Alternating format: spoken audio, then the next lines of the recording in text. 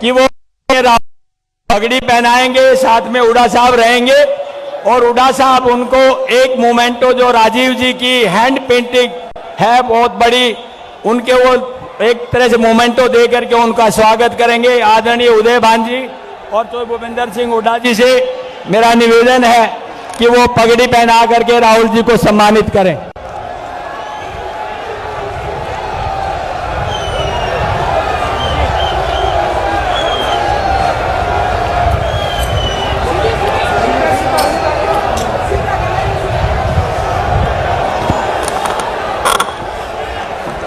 ये hand painting है राजीव जी की।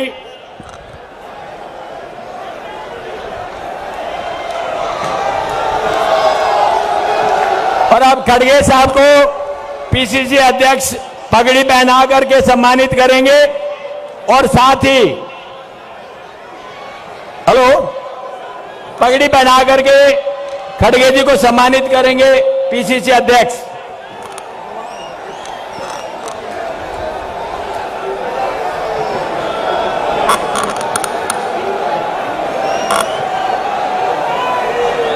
बाकी पगड़ी लेके आ जाए, बाकी पगड़ी लेके आ जाए जल्दी। वो डब्बे में रखी है पगड़ी, पगड़ी लेके आए पगड़ी। अब केसी वेणुगोपाल जी को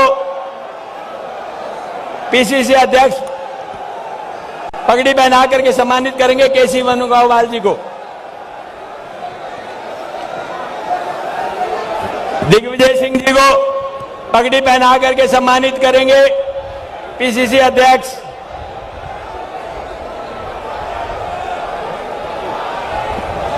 जयराम जी हैं क्या? चलो अब एक दूसरी पेंटिंग और है जो दीपेंद्र हुड्डा जी व हमारी बहन गीता भूकल जी जिन्होंने ये पेंटिंग कराने के अंदर बहुत बड़ी भूमिका निभाई है। वो सोनिया जी और राहुल जी की यात्रा के दौरान की हुई एक ऐसी पेंटिंग है जो बहुत कम लोग ऐसी पेंटिंग कर पाते हैं। वो पेश करेंगे उनको। बोल दो। और अब मैं निवेदन करूंगा आदरणीय जो भूपेंद्र सिंह हुड्डा जी से कि वो आए और आपको संबोधित करें। चौधरी भूपेंद्र सिंह हुड्डा जी।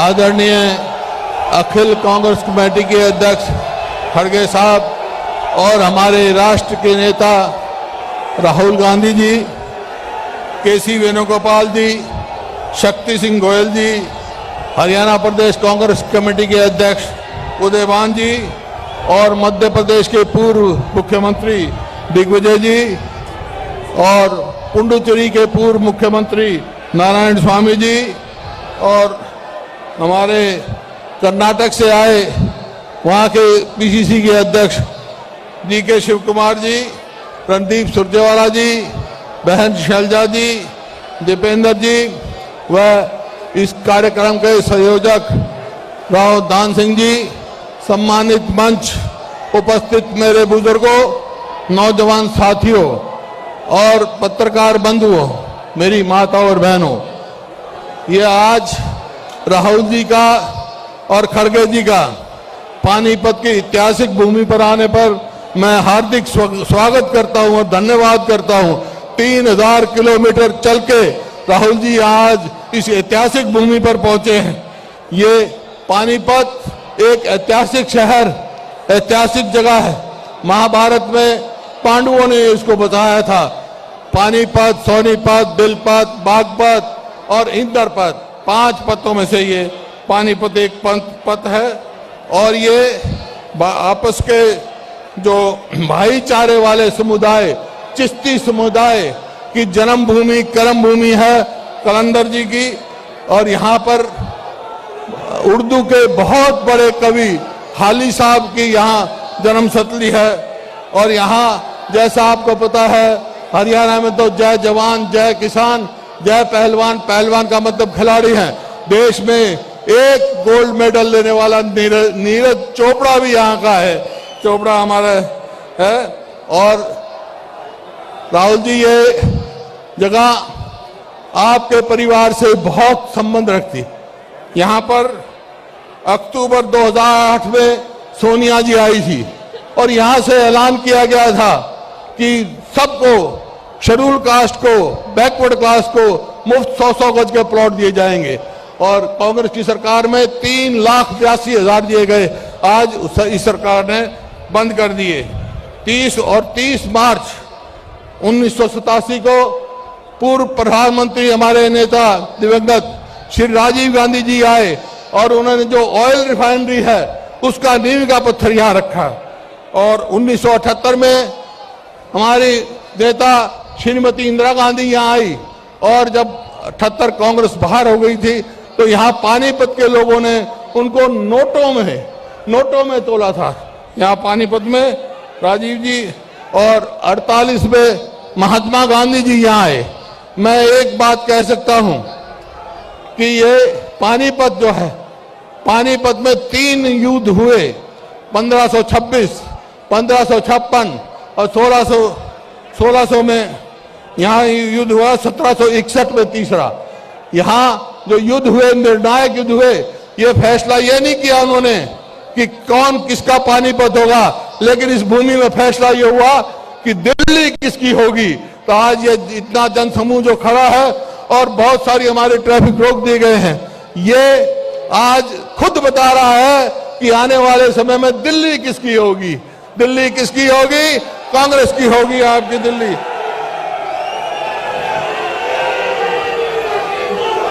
राहुल जी, आप इतनी दूर से चल के आए हैं, ये कोई आम यात्रा नहीं रह गई है, ये तो जन आंदोलन हो गया है, जन आंदोलन बन गया है और देशभक्ति का आंदोलन बन गया है। मैं आज आपके आने पर स्वागत भी करता हूं और ये आज जो हरियाणा की जनता खड़ी है इसकी तरफ से आश्वासन दिलाता हूं, जहां आप जाएंगे ये आपके साथ जाएंगे। इन शब्दों के साथ बहुत बहुत धन्यवाद। जय हिंद।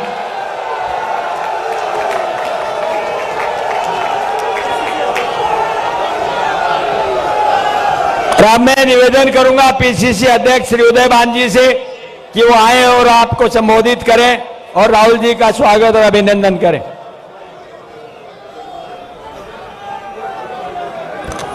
जन जन की आशा और विश्वास के प्रतीक, जननायक, ऑल इंडिया कांग्रेस कमेटी के पूर्व अध्यक्ष, हम सबके नेता, परम श्रद्धेय Shri Rahul Gandhi ji, all India Congress committee के बहुत ही सम्माननीय अध्यक्ष आदरणीय श्री मल्लिकार्जुन खड़गे जी, हमारे बीच में उपस्थित आदरणीय श्री केसी वेणुगोपाल जी, हमारे ऑल इंडिया कांग्रेस कमेटी की जनरल सेक्रेटरी बहन शैलजा जी, रणदीप सुरजेवाला जी, शक्ति सिंह जी, हमारे दिग्विजय सिंह जी और अन्य मंच पर सभी नेतागण।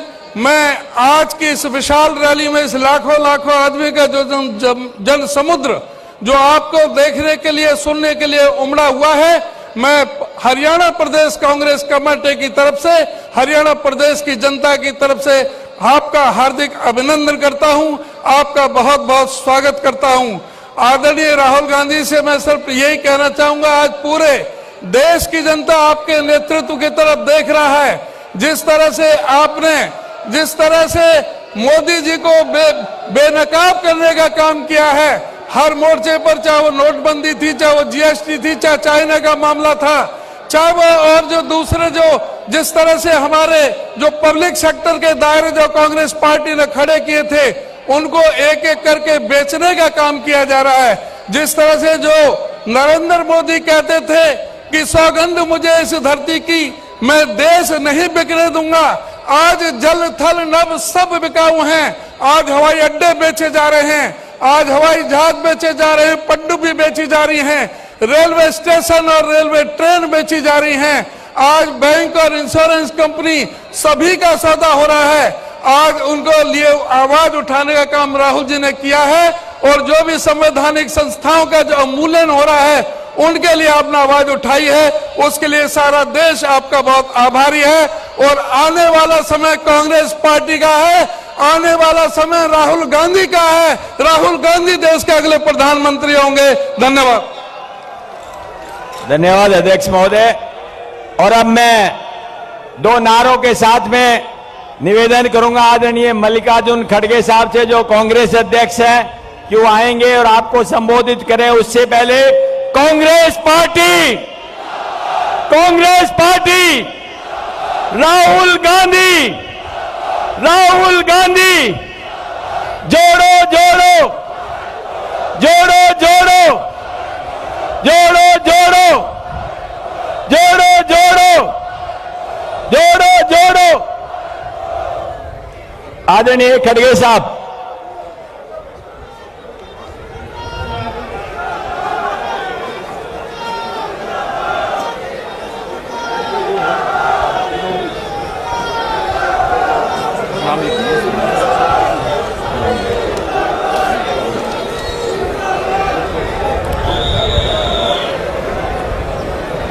इस भारत जोड़ो यात्रा में पधारे हुए सभी नेतागण और हमारे नेता और इस देश के चाहता और कांग्रेस पार्टी को जो नई दिशा और एक नया जोश सब में जो लाए हैं श्री राहुल गांधी जी, मंच पर बैठे हुए केसी वेणुगोपाल जी, शक्ति सिंह गोयल जी, उदयभान सिंह अध्यक्ष जी और भूतपूर्व मुख्यमंत्री श्री भूपेंद्र सिंह हुड्डा जी, दिग्विजय सिंह जी, शैलजा जी, रणदीप सिंह जी, दीपेंद्र सिंह हुड्डा जी, डीके शिव कुमार जी, किरण चौधरी जी और यहाँ पर मंच पर बैठे हुए मेरे पूरे साथियों और यहाँ जमा हुए भाइयों बहनों, युवा मित्रों, मेरे किसान भाइयों, आज की ये यात्रा, भारत जोड़ो यात्रा, पानीपत में इतनी विशाल सभा हो रही है। ऐसी बड़ी सभा जो आयोजन किए हैं उस तमाम कांग्रेस पार्टी के नेताओं को मैं अपना धन्यवाद देता हूं। और ये पानीपत, हमने इतिहास में पढ़ा है कि पानीपत में हमेशा युद्ध होते रहे और यहाँ से हमेशा होते रही, और ये भूमि का गुण है कि लड़ाई करना और जीतना। वैसा ही आज भारत जोड़ो की जो लड़ाई है और हमारे नेता राहुल गांधी जी जो पादयात्रा अब तक 3000 किलोमीटर तक पूरा किए हैं और आगे अभी 300-400 किलोमीटर बाकी है, वो जल्द से जल्द कंप्लीट होगा और जम्मू और कश्मीर में जाकर वहां पर तिरंगा झंडा फैलाएंगे। और ये उनका ये साहस और उनका ये धैर्य देखकर सबको अचंभा हुआ है। भाई, हम तो राहुल गांधी जी को दिल्ली में देखते थे, एसी के कमरे में देखते थे, गाड़ी में देखते थे, लेकिन ये राहुल अलग निकले, जो कन्याकुमारी से लेकर पानीपत तक अपना जो पादयात्रा पूरे किए हैं, ये इससे देखिए वो ठंडी में, पहले बारिश में, धूप में, हर तरह के सीजन में उन्होंने चलते रहा और उनके पीछे जो हमारे भारत जोड़ो यात्री हैं वो भी चलते रहे। इसीलिए मैं उनको बधाई देता हूं और ये जो उन्होंने हमारे युवकों में धैर्य साहस दिलाया है ये बहुत बड़ी बात है। लेकिन ये सब जो कुछ हो रहा है ये किसके लिए हो रहा है? कि जनता को जो पीड़ा हो गई है और जनता का जो पीड़ा है उसको दूर करने के लिए, जैसा कि आज महंगाई बढ़ी है, महंगाई इतनी ऊपर चले गई है कि उसको सरकार नीचे लाने की कोशिश ही नहीं कर रही, क्योंकि उनको फिक्र नहीं है। वो हमेशा बड़े लोगों के साथ रहते हैं और उनको इस जो कीमतें इतने ऊपर चले गए, जो हमारे आवश्यक वस्तु के कीमतें इतने ऊपर, गरीब आदमी कोई उसको छू नहीं लेता या उनके सारी चीजों को अपनी पूर्ति नहीं करता। ऐसे एक वक्त इन्फ्लेशन, इस इन्फ्लेशन के खिलाफ उनकी लड़ाई है। दूसरी लड़ाई अनएम्प्लॉयमेंट। अनएम्प्लॉयमेंट 45 यानी 45 इयर्स में इतना बड़ा अनएम्प्लॉयमेंट कभी नहीं हुआ। आज उसके लिए वो रास्ते पे आकर लड़ रहे हैं। आज देखिए हर जगह युवा डिग्रियां लेकर बहुत से engineers, doctors, MBA, MA, BA, BEd होकर रास्ते पे गिरे हुए हैं। उनकी चिंता बीजेपी सरकार नहीं कर रही, उनकी चिंता मोदी जी नहीं कर रहे, शाह जी नहीं कर रहे, और उनका एक ही काम बना है, जब से वो प्रधानमंत्री बने, जब से वो होम मिनिस्टर शाह बने, तब से उनका एक ही काम है कि देश में चुनाव चुनाव चुनाव का भाषण ही करते। देश के बारे में उनका सोच कुछ नहीं है, युवकों के बारे में उनका सोच नहीं है, इन्फ्लेशन के बारे में उनका सोच नहीं, देश के आर्थिक परिस्थिति के बारे में उनका सोच नहीं है। जहां जहां इलेक्शन करवाना, जिन लोगों को तोड़ना, ईडी के मदद से, इनकम टैक्स के मदद से, हर चीज से वो इस्तेमाल करके कांग्रेस को तोड़ने का देखते हैं। राहुल जी के नेतृत्व में हम 6-7 स्टेट में हमारी सरकार आई थी, वहां के लोगों को किसने तोड़ा? किसने तोड़ा? बीजेपी के लोगों ने तोड़ा।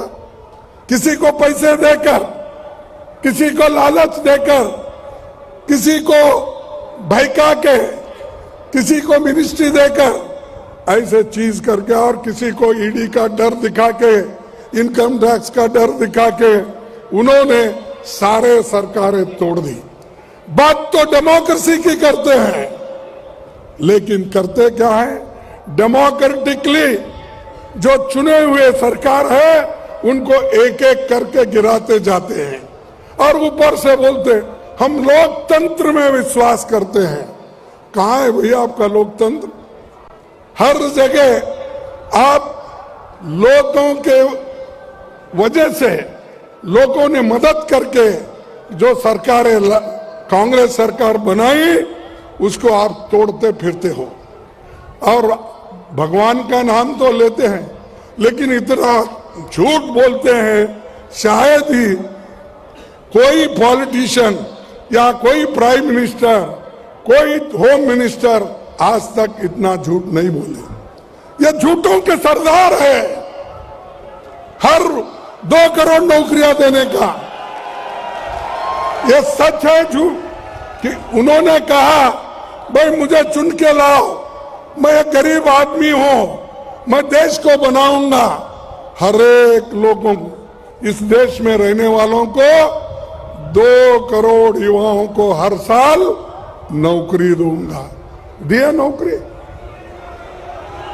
नहीं, आपको मिला होगा क्योंकि यहां लड़ाकू लोग ज्यादा है, लड़ने वाले हैं, इसलिए मिला होगा 2 करोड़ आपको। नहीं मिला। 15 लाख देने का वायदा मिला, 15 लाख नहीं मिला। अब क्या कर रहे हैं? त्रिपुरा में इलेक्शन है, वहां शाह चाहते हैं, वो कहते हैं भाई राम मंदिर बन रहा है, 1 तारीख उसका उद्घाटन है। अरे ठीक है, सभी लोग तो भगवान में आस्था रखते हैं, लेकिन आप क्यों घोषणा करते इसकी? वो भी चुनाव में, और आने वाले चुनाव में वो ये कह रहे हैं कि मई में चुनाव रहता है, तो 1 जनवरी में वहां राम मंदिर का उद्घाटन होगा। आप कौन होते भाई बोलने का? क्या राम मंदिर के पुजारी है आप? क्या राम मंदिर के वहां महंत हैं आप? वहां के महंत लोग बोलने दो, साधु संत बोलने दो। आप क्यों है? आप पॉलिटिशियन है। आप देश को सुरक्षित रखना, कानून की व्यवस्था रखना, लोगों के पेट भरना और किसानों का दाम देना आपका काम है। किसानों को भी बोले कि आपका दाम दुप्पट होगा दुप्पट। एमएसपी बढ़ाएंगे, बढ़ाए नहीं। तो ये सारी चीजें वो बोलते जाते हैं, और ये सब, और बाद में ये कहते हैं अरे भाई ये तो इलेक्शन के जुमले हैं। अगर इलेक्शन के जुमले हैं तो ये बोलना था पहले ही, वोट लेने से पहले। वोट लेने के बाद ये जुमले बन गए, 15 लाख, 2 करोड़, सारी चीजें जुमले बन गए। तो इसीलिए मैं ये कहूंगा, मुख में राम बगल में छुरी, मुख में राम बगल में छुरी, और ये छुरी लेके घूम रहे हैं, समाज को डिवाइड कर रहे हैं, जातियों में झगड़ा लगा रहे हैं, धर्म में झगड़ा लगा रहे हैं, और एक खाई बढ़ा रहे हैं। जो डिवाइड कर रहे हैं, इसी के लिए राहुल गांधी जी इस खाई को दूर करने के लिए, जोड़ने के लिए वो इतनी पादयात्रा कर रहे हैं। ये है, ये वोटों के लिए नहीं है, ये वोटों के लिए नहीं है, ये देश के हित के लिए है, आपके हित के लिए है, किसानों के हित के लिए है, युवाओं के हित के लिए है, महिलाओं के हित के लिए है, दलितों के हित के लिए है। ये जो कर रहे हैं वो, लेकिन वो क्या कर रहे हैं? वोटों के लिए कुछ भी बोलो, क्योंकि लोग सुनते हैं, और वो ये चाहते हैं कि जब तक लोग सुनते रहेंगे, वोट देते रहेंगे, ऐसे ही जुमले बोलते रहेंगे।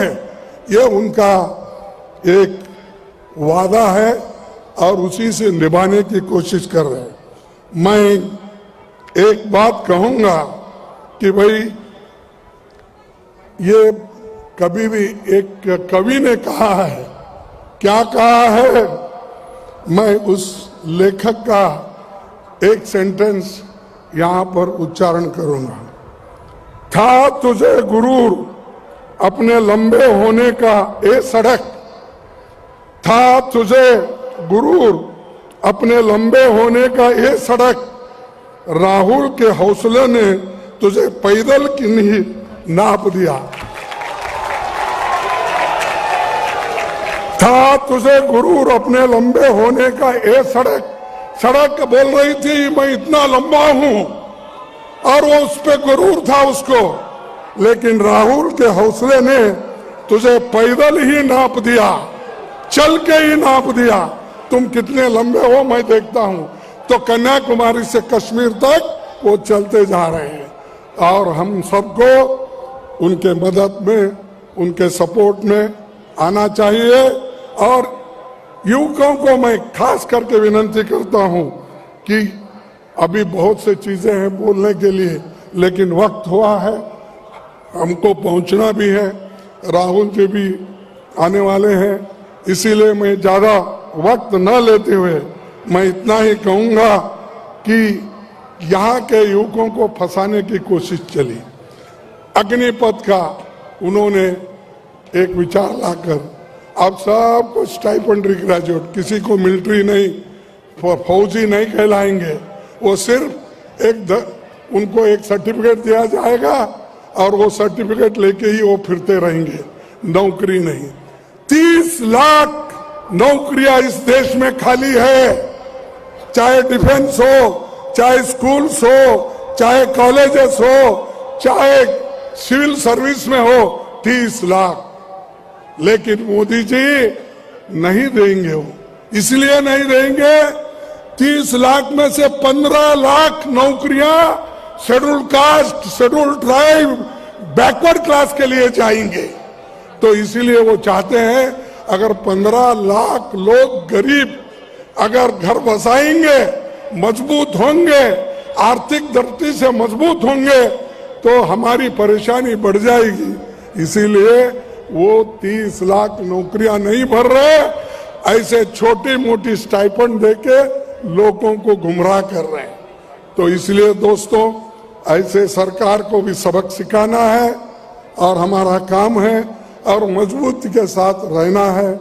देश को बचाने वाले हम लोग हैं और देश के लिए कभी वो लोग नहीं लड़े, आजादी के लिए नहीं लड़े, अपनी कुर्बानी नहीं दिए, लेकिन सब कुछ किया कांग्रेस ने।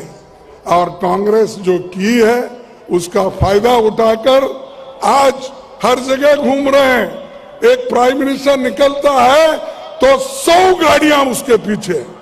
अरे क्यों भाई, पहले के प्राइम मिनिस्टर भी जाते थे, कितने गाड़ियां, 8, 10, 15 कुछ रहते थे। आज होम मिनिस्टर भी निकलता है, उसके पीछे भी 50 गाड़ियां। और हम यहां पर पानीपत पहुंचना चाहते थे हेलीकॉप्टर में, तो हमको क्लियरेंस भी जल्दी नहीं मिलता। यह बात चल रही है। इसलिए दोस्तों, और ज्यादा कुछ न बोलते हुए इतना ही कहूंगा, हम सब मिलकर रहेंगे, एकजुट रहेंगे, फिर कांग्रेस को लाने की पूरी कोशिश करेंगे। यही मैं आपसे प्रार्थना करता हूं। जय हिंद, जय कांग्रेस। धन्यवाद आदरणीय खड़गे सर। और अब आपके चिर परिचित और प्रतीक्षित जिस नेता के लिए आप इतने घंटों से इंतजार कर रहे हैं, देश के महान नेता, महान योद्धा, संविधान के रक्षक व प्रजातंत्र के रक्षक आदरणीय राहुल गांधी जी से कि वो आए और आपको संबोधित करें। वो बोले उससे पहले एक लाइन में कहना चाहता हूं, हमने सीखा है ये रसूलों से जंग लड़ना है, सदा वसूलों से, नफरत वाली गालियां तुम दो, हम देंगे जवाब फूलों से। आदरणीय राहुल गांधी जी। राहुल गांधी, राहुल गांधी, राहुल गांधी।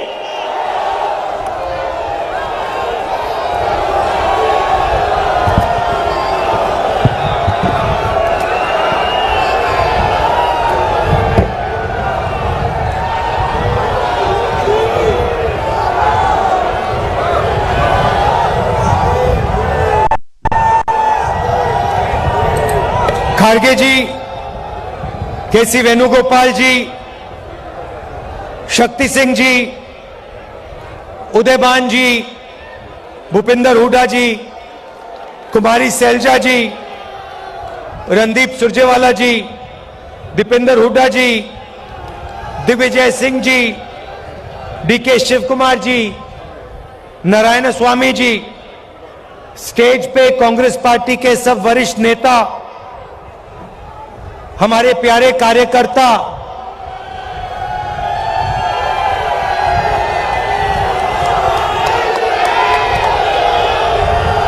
मतलब दूसरा नाम आपका, प्यारे कार्यकर्ता का दूसरा नाम बब्बर शेर और शेरनिया, प्रेस के हमारे मित्रों,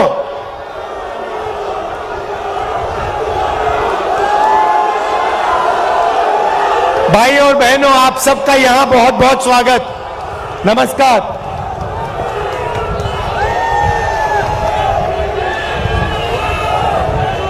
अब 112 दिन हो गए कि यात्रा कन्याकुमारी से शुरू हुई और आज यहां पानीपत में ऐतिहासिक हिस्टोरिकल जगह में आज हम यहां सुबह चले हैं।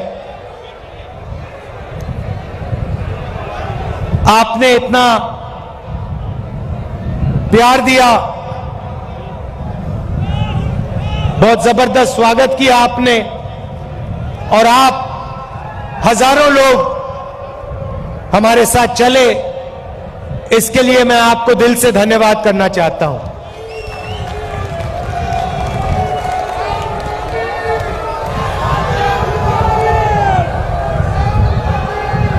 भाइयों और बहनों, एक सवाल शुरू करने से पहले एक सवाल है मेरा। हिंदुस्तान की आबादी कितनी है? कितनी आबादी है? सुनाई नहीं दे रहा। कितने लोग रहते हैं देश में?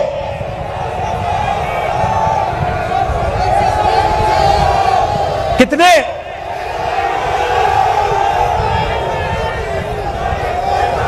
140 क्या? 140 करोड़। अच्छा, एक बात बताइए, ये स्टेज पे कितने लोग बैठे हैं? 100, तकरीबन 100 लोग हैं ना। अब मैं आपको थोड़ा सा देश की जो आर्थिक स्थिति है उसके बारे में बताना चाहता हूं।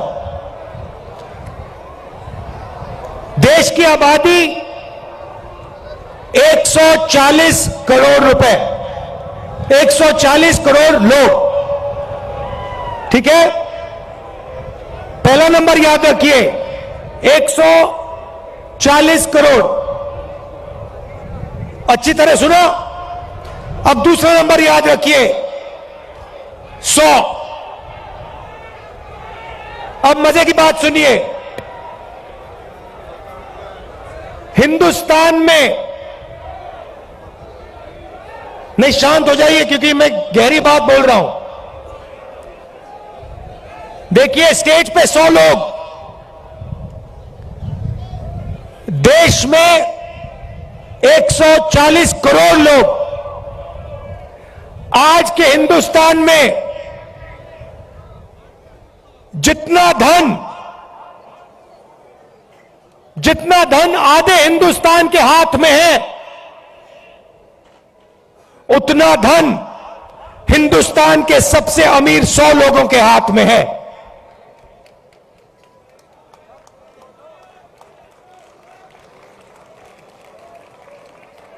जितना धन आधे हिंदुस्तान के पास है, उतना धन हिंदुस्तान के सबसे अमीर 100 लोगों के हाथ में है। क्या यह आपको सही लगता है?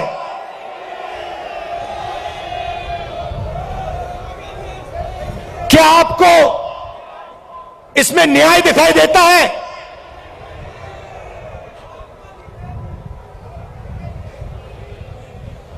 दूसरा आंकड़ा देता हूं। हिंदुस्तान की, अगर आप सारी की सारी कंपनियों का मुनाफा देखें, सारी की सारी कॉरपोरेट कंपनियों का मुनाफा देखें, तो 90% मुनाफा सिर्फ 20 कंपनियों के हाथ में है।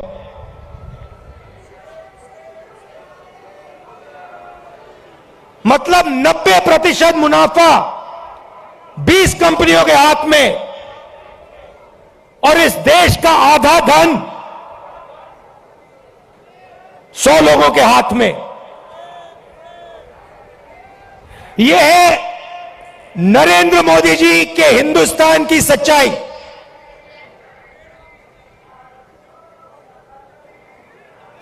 दो हिंदुस्तान बन गए हैं।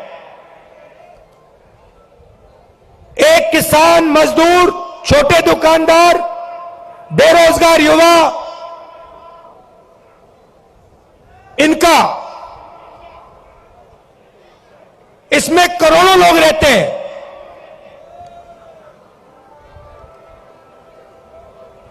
और दूसरा हिंदुस्तान 200-300 लोगों का हिंदुस्तान, 200-300 लोगों के हिंदुस्तान के पास पूरा का पूरा धन, आपके पास कुछ नहीं।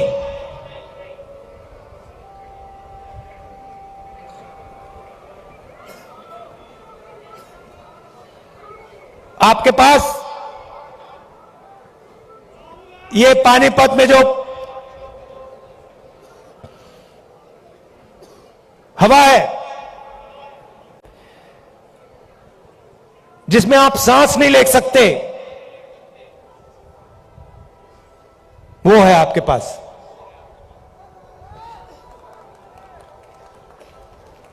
ताली बजा रहे हो भैया, कैंसर है ये। आपको भी हो रहा है, सबको हो रहा है। अच्छा, पहले क्या था? पहले ये जो आपका शहर है, स्मॉल और मीडियम इंडस्ट्री का सेंटर था। यहां पे हजारों छोटे बिजनेस चलते थे,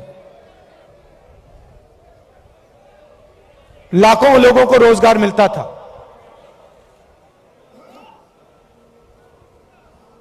और फिर नरेंद्र मोदी जी ने नोटबंदी की, गलत जीएसटी लागू की,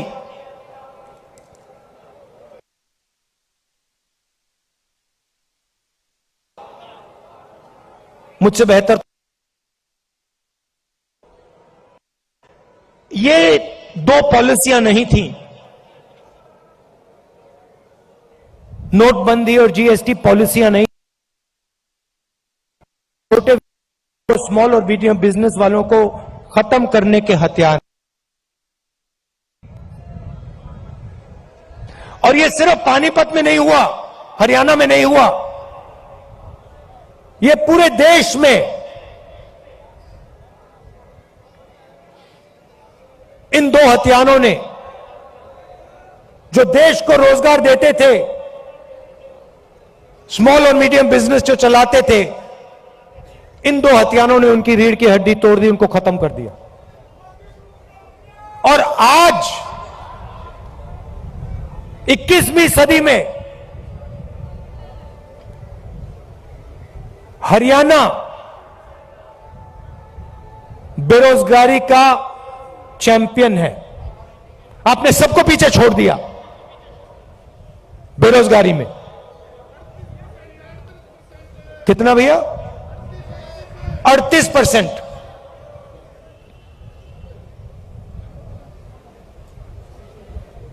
खुशी की बात नहीं,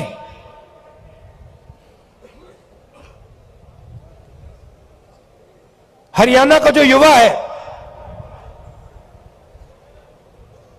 युवा शक्ति है,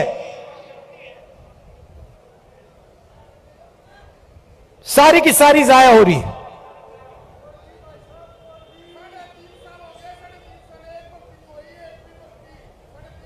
अच्छा भैया, 3.5 साल हो गई, एक भर्ती नहीं हुई। मुझे पहले अग्निवीर के बारे में बताओ। ये अग्निवीर योजना मुझे पहले समझा दो, ये है क्या? भर्ती की बात करनी है तो अग्निवीर की बात करो।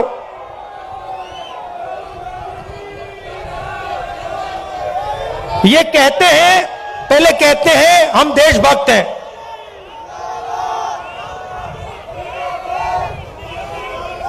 कहते हैं बीजेपी वाले लोग कहते हैं हम देशभक्त हैं। मुझे इनकी देशभक्ति समझाओ। हिंदुस्तान में लाखों लोग, हाँ लाखों युवा सुबह उठ के 4 बजे, ये यात्रा 6 बजे शुरू होती है, ये यात्रा 6 बजे शुरू होती है, इसके बारे में कंप्लेंट आ रही है कि भैया इसको 6 बजे नहीं, इसको 7 बजे शुरू करो। मैं कहता हूं नहीं, मैं नहीं करता, मैं 6 बजे करूंगा। 8 बजे कह रहे हैं। देखो, ये 6 बजे चालू होती है। किसान कितने बजे उठता है? 4 बजे। जो सेना में भर्ती होने के लिए रनिंग की प्रैक्टिस करता है, वो कितने बजे उठता है? 4 बजे। और ऐसे लाखों युवा सपना देखते हैं, लाखों युवा सपना देखते हैं। किस चीज का सपना? तिरंगे की रक्षा करने का सपना। और लाखों में से वो 4 बजे उठ के दौड़ते हैं। हर स्टेट में सुबह सुबह अगर आप जगो, आप इनको देख सकते हो। कभी उनको रोको, उनसे पूछो भाई क्या कर रहे हो? वो ये नहीं कहेंगे कि हम सेना में जाने की तैयारी कर रहे हैं। वो कहते हैं हम तिरंगे की रक्षा करना चाहते हैं, वो कहते हैं। अब लाखों युवा दौड़ते हैं हर स्टेट में 4 बजे सुबह। उनमें से पहले 80,000, तकरीबन हर साल 80,000 चुने जाते थे। कोई अरुणाचल जाता था, कोई जम्मू कश्मीर, कोई राजस्थान, कोई लद्दाख, कोई ठंड में, रेगिस्तान में, बारिश में अपनी पूरी की पूरी जिंदगी बच्चे, परिवार, माता पिता, सब कुछ परे करके, छोड़ के बॉर्डर पे जाके खड़ा हो जाता था।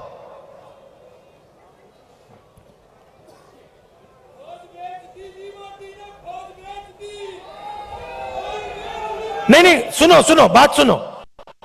वो बॉर्डर पे खड़े होते थे, वहां पे तूफान आ जाए, बर्फ गिर जाए, गोली लग जाए, बम फट जाए, कुछ नहीं।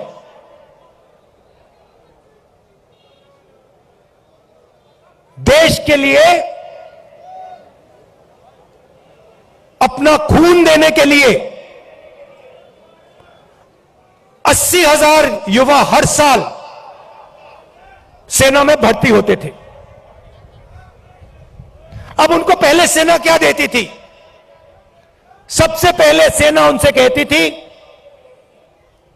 देखो एक दिन ऐसा आ सकता है जब आपको हिंदुस्तान के लिए लड़ना पड़ेगा, शायद आपको शहीद होना पड़ेगा, मगर हम आपको एक बात की गारंटी देंगे कि दुनिया में सबसे बेहतर ट्रेनिंग हिंदुस्तान की सेना को, वायुसेना को, नेवी को हम देंगे। यह पहला वायदा हुआ करता था। यह पहला वायदा हुआ करता था उन 70,000 युवाओं।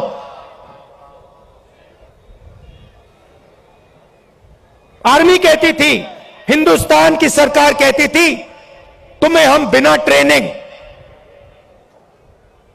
दुश्मन के सामने कभी नहीं खड़ा होने देंगे, क्योंकि हम तुमसे प्यार करते हैं, हम तुम्हारा आदर करते हैं, हम तुम्हारे खून की रक्षा करना चाहते हैं। बिना ट्रेनिंग हम आपको कभी नहीं भेजेंगे, मर जाएंगे मगर नहीं भेजेंगे। पहला वायदा। दूसरा वायदा, 15 साल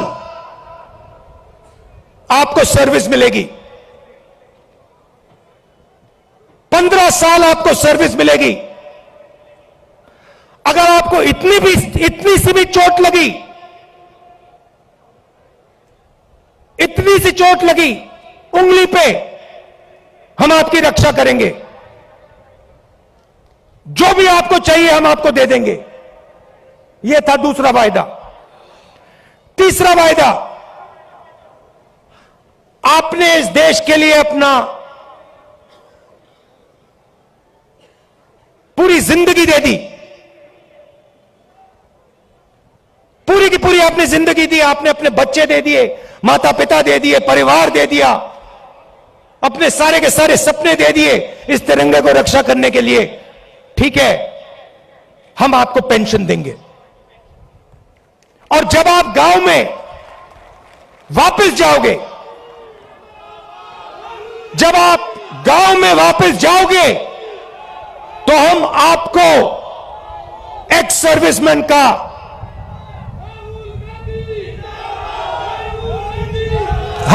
एक्स सर्विसमैन कह के हम आपको गांव भेजेंगे कि आपको वहां पे, चाहे आप शहर में रहो चाहे आप गांव में रहो, जब हिंदुस्तान की बाकी जनता आपकी ओर देखे, वो कहे कि इस व्यक्ति ने वो किया जो मैंने नहीं किया, इस व्यक्ति ने अपनी जिंदगी इस देश को दी, अपना खून इस देश को दिया, अपने सपने इस देश को दिए, और इसीलिए मैं इस व्यक्ति का आदर करूंगा, इसका रिस्पेक्ट करूंगा। ये 3 वायदे हिंदुस्तान की सरकार, हिंदुस्तान की जनता अपनी सेना, अपनी वायुसेना और अपनी नेवी के हर व्यक्ति को देती थी। अब अग्निवीर योजना ने, नहीं सुनिए, अग्निवीर योजना ने ये तीनों के तीनों वायदे तोड़ दिए हैं। अग्निवीर योजना क्या कहती है? उन्हीं 70,000, उन्हीं लाखों युवाओं से कहती भैया 80,000 तो नहीं लेंगे, 40,000 लेंगे। और वो जो 15 साल की बात थी, वो जो सर्विस की बात थी, उसे भूल जाओ। 4 साल बाद, पहले 80,000 लिए जाते थे, 4 साल बाद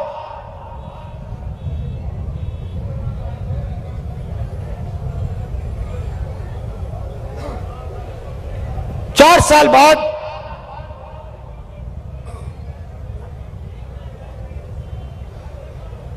हम 75% को वापस भेज देंगे, निकाल देंगे, बस 25% हम रखेंगे।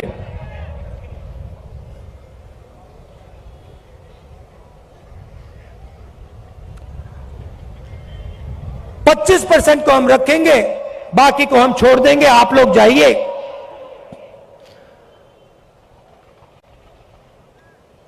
बेरोजगार हो जाइए। अच्छा, जो पहले हम ट्रेनिंग देते थे, जो सैनिक को तैयार करने में 5, 10, 15 साल लगते हैं, मिसाइल चलाने में,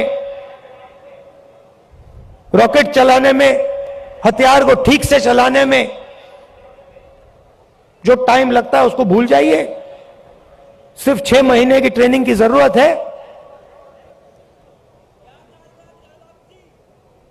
4 साल बाद घर वापसी। तो ये वायदे नरेंद्र मोदी जी ने और बीजेपी ने तोड़े हैं। जब मैं ये बात उठाता हूं तो कहते हैं मैं सेना के विरोध बात कर रहा हूं। मैंने बोला था, प्रेस के मित्र हैं, ये भी उनकी बात करते हैं कि देखो भैया, समझ गए आप, मैं सेना की बात उठा रहा हूं। मैं कह रहा हूं कि 15 साल आप सर्विस देते थे, 80,000 युवाओं को देते थे,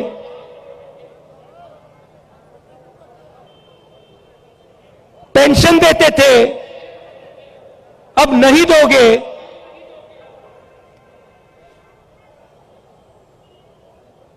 पहले ट्रेनिंग देते थे, सालों के लिए ट्रेनिंग देते थे, अब 6 महीने की ट्रेनिंग दोगे। अग्निवीर योजना वो लाए और मैं सेना के खिलाफ बात कर रहा हूं। मैं सेना की रक्षा कर रहा हूं, मैं सेना का आदर कर रहा हूं।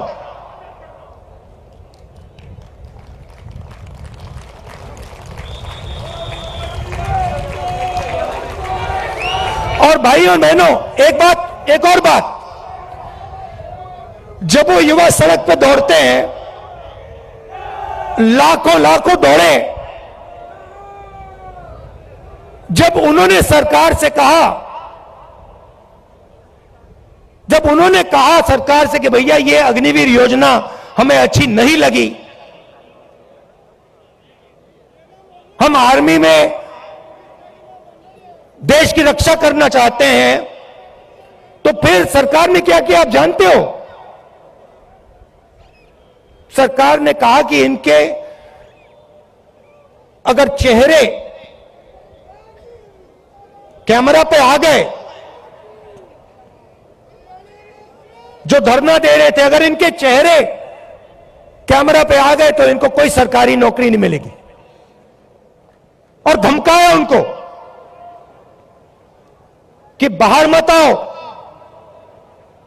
अग्निवीर के बारे में सच्चाई मत बोलो, नहीं तो तुम्हें सरकारी रोजगार नहीं मिलेगा। मैं चला हूं, 3000 किलोमीटर चला हूं, वो सारे के सारे युवा मुझसे मिल रहे हैं, सारे के सारे कह रहे हैं कि हमारा सपना तोड़ दिया, हमारा भविष्य बर्बाद कर दिया। छुपाई नहीं जा सकती बात। हरियाणा 10%, सेना को 10% हरियाणा लोग देते हैं, आप देते हो। हरियाणा का हर युवा जानता है, अग्निवीर का मतलब हर युवा जानता है, हर सैनिक जानता है।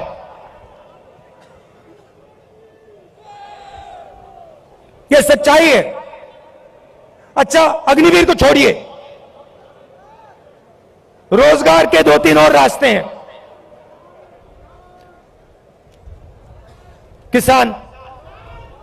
किसान के लिए अग्निवीर योजना, वो 3 काले कानून थे।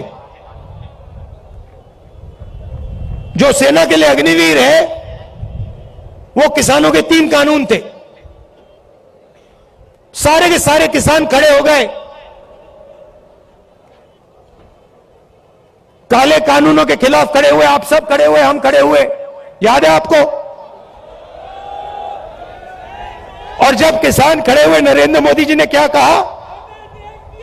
गलती हो गई, मुझसे गलती हो गई, नरेंद्र मोदी जी कहते हैं, गलती हो गई। किसान सर्दी में, ठंड में बाहर बैठा था, बारिश में किसान बाहर बैठा था, तब आपको गलती नहीं दिखी। 1 साल लग गया आपको गलती पहचानने में। 700 शहीद हो गए। किसानों को उग्रवादी बताया था, यह सच्चाई है। नहीं भैया, देखिए, चाय बेचने वाले बहुत जानते हैं, चाय बेचने वाले बहुत कुछ जानते हैं।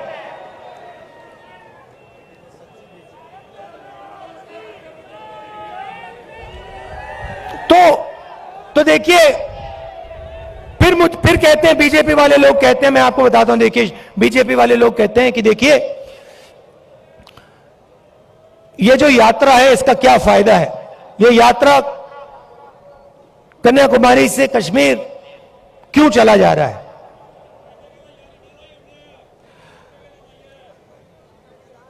भारत जोड़ो यात्रा क्यों की जा रही है? मैं आपको बताता हूं। क्योंकि इन्होंने पूरे देश में डर और नफरत फैलाने का काम किया है। जहां भी ये जाते हैं, चाहे वो नोटबंदी हो, गलत जीएसटी हो, इनकी सब योजनाएं डर फैलाती हैं। डर फैलाते हैं और फिर उस डर को नफरत में बदल देते हैं। तो सबसे पहले भारत जोड़ो यात्रा ने इस नफरत के खिलाफ, डर के खिलाफ एक दूसरा रास्ता दिखाया है। इस यात्रा में कोई नफरत नहीं है, आपको नहीं दिखेगी, ढूंढ लो। यहां पे सब हिंदुस्तानी चल रहे हैं, हिंदू, मुस्लिम, सिख, ईसाई, सब, हर जात के लोग, हर धर्म के लोग, हर भाषा बोलने वाले लोग एक साथ चल रहे हैं, प्यार से चल रहे हैं, मोहब्बत से चल रहे हैं। कोई गलत बात नहीं बोल रहा है। कोई गिरता है तो कोई सवाल नहीं पूछता, भैया तुम्हारा धर्म क्या है, तुम्हारी जात क्या है, ना, एकदम उठा देते हैं, मदद करते हैं। सारे रास्ते में, हर स्टेट में जब हमारे लोगों को चोट लगती है, कोई ना कोई उनकी मदद करता है। आम जनता खाना देती है, पानी देती है, मदद करती है। ऐसा हिंदुस्तान हमें चाहिए। मैंने बोला, उन्होंने पूछा क्या कर रहे हो?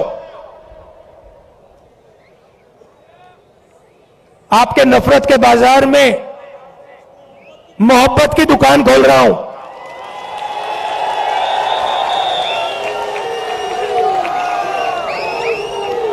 नफरत के बाजार में मोहब्बत की दुकान सिर्फ मैं नहीं खोल रहा हूं, करोड़ों हिंदुस्तानी खोल रहे हैं, आप लोग खोल रहे हो।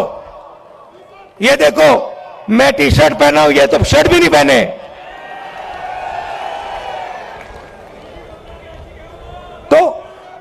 तो इस यात्रा ने नफरत को मिटाने का काम किया है। मेरे पास कुछ दिन पहले एक आदमी आए मेरे साथ, चले, कहते हैं राहुल जी मैं आपको कुछ कहना चाहता हूं। मैंने कहा क्या? कहता है मेरे भाई के साथ मेरी लड़ाई थी, सालों उससे मैंने बात नहीं की, आपकी यात्रा आई, मैंने कहा क्यों ना मैं अपने भाई से बात करूं। और मैंने अपने भाई को फोन लगाया और मैंने कहा भाई अब मैं तुमसे लड़ना नहीं चाहता हूं, मैं तुमसे लड़ना नहीं चाहता हूं, चाहे कुछ भी हो जाए मैं तुमसे लड़ना नहीं चाहता हूं। और उसके भाई ने उसे कहा मैं भी तुमसे नहीं लड़ना चाहता हूं, जाके वो गले मिल गए। और ये पूरी यात्रा में हो रहा है।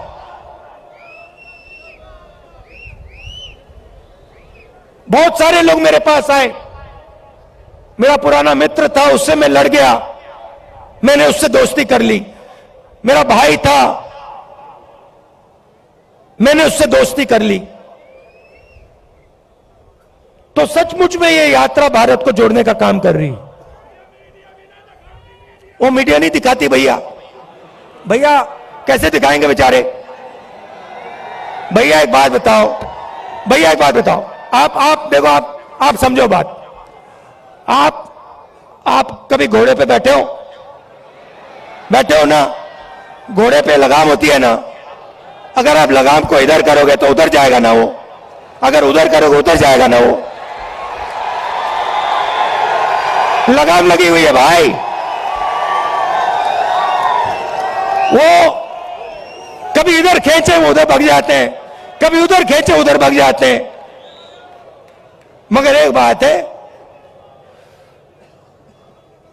घोड़े के ऊपर मोदी जी की फोटो जरूर दिखेगी,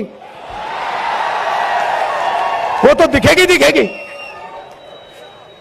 तो भैया अब बेचारे के ऊपर लगाम लगा हुआ है, वो क्या करें, उनकी गलती नहीं है, इनको भी जीना है, खाना खाना है, बच्चों की देखभाल करनी है, करनी तो है ना, सही बात है। तो ये देखो, ये मुस्कुरा रहे हैं, देखो ये मुस्कुरा रहे हैं, कह रहे हैं हाँ भैया बात सही, भैया को कह रहे हैं, देखो बोल रहे हैं हाँ बात तो सही की।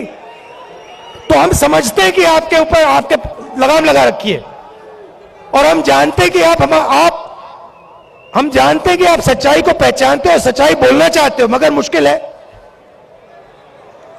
चलता है, हो जाएगा काम।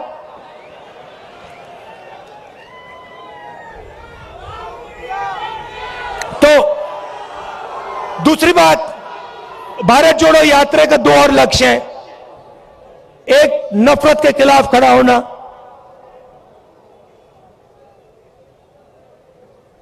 एक हिंदुस्तानी को दूसरे हिंदुस्तानी से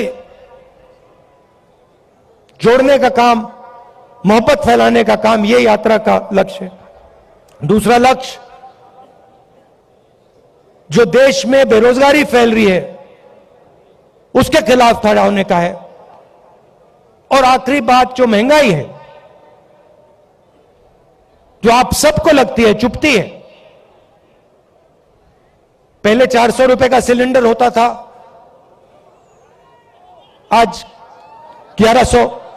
पहले 60 रुपए का पेट्रोल, आज 100 रुपए का पेट्रोल। तो उसके खिलाफ खड़े होने की यात्रा है। और अंत में जो हिंदुस्तान की आर्थिक स्थिति है, जो मैंने पहले बात बोली, 100-200 लोगों के पास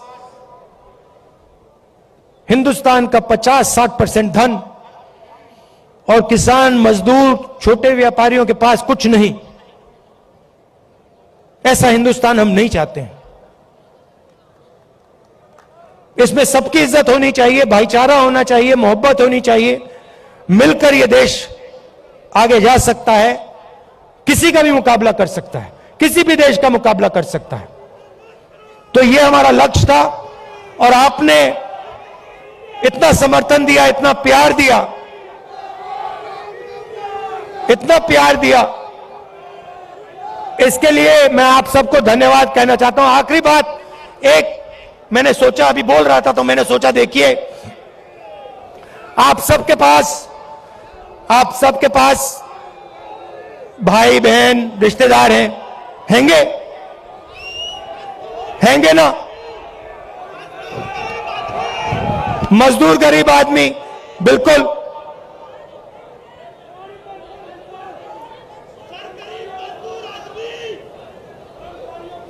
उस गरीब मजदूर आदमी के बारे में, उसके बारे में बोलूं, न्याय योजना का नाम सुना आपने? 2019 में हम एक योजना लाना चाहते थे, न्याय योजना। हर गरीब व्यक्ति के बैंक अकाउंट में 72,000 रुपए साल के सीधा बैंक अकाउंट में, गरीब मजदूरों के बैंक अकाउंट में, गरीब किसानों के बैंक अकाउंट में, सबके बैंक अकाउंट में। तो अगर हमारी सरकार आएगी तो हम ये योजना लाएंगे। हां, तो आप सबका दिल से धन्यवाद करना चाहता हूं। और देखिए, जैसे वो व्यक्ति मेरे पास आया था, उसने कहा था मुझे कि मैंने अपने भाई से फिर से रिश्ता बना दिया। आपके भाई हैं, कभी कभी लड़ाई हो जाती है, रिश्तेदारों से लड़ाई हो जाती है, दोस्तों से लड़ाई हो जाती है। आप जाके उनको फोन कीजिए, उनसे कहिए आप भी हिंदुस्तानी हो, मैं भी हिंदुस्तानी हूं, आप मेरे भाई हो, मैं आपसे लड़ना नहीं चाहता हूं, लड़ाई बंद कीजिए। बहुत बहुत धन्यवाद। जय हिंद। धन्यवाद राहुल जी, आपके शानदार अभिवादन के लिए। और अब मैं निवेदन करूंगा बुल्ले शाह जी से और भाई छोकर जी से कि वो एक मूर्ति जो स्वर्गीय इंदिरा जी की है, जो 1978 में यहां पधारी थी, वो आपको समर्पित करना चाहते हैं। बुल्ले शाह साहब और छोकर साहब, विपुल उनके साथ रहेंगे। विपुल साहब। मैं सभी की तरफ से आप सबका बहुत बहुत धन्यवाद करता हूं, इतनी भारी संख्या में आए। और यहां पानीपत में धर्म सिंह छोकर जी, बलबीर विधायक जी और वीरेंद्र पाल शाह जी का भी बहुत बहुत धन्यवाद करता हूं, उन्होंने यहां किया। बहुत बहुत धन्यवाद। जय हिंद।